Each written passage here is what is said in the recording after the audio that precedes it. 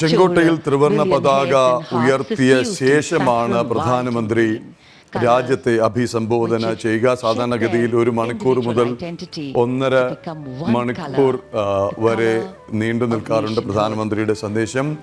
തുടർച്ചയായി 11ാം വട്ടമാണ് ശ്രീ നരേന്ദ്രമോദി ഭാരത സ്വാതന്ത്ര്യദിന ആഘോഷത്തിൽ മുഖ്യാതിഥിയായി, അതല്ലെങ്കിൽ രാഷ്ട്രത്തെ സ്വാതന്ത്ര്യദിന ആഘോഷങ്ങൾക്കായി നയിക്കുന്നത്. പ്രധാനമന്ത്രിയുടെ സന്ദേശത്തിന് ശേഷം, ആ പ്രസംഗത്തിന് ശേഷം ദേശീയ ഗാനം ആലപിക്കുക 2000-ഓളം വരുന്ന NCC കേഡറ്റുകളാണ്.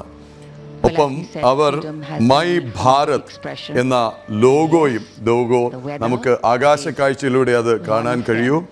500-ഓളം national service scheme NSS വോളണ്ടിയർമാരും ഈ ആഘോഷത്തിന്റെ ഭാഗമാകും.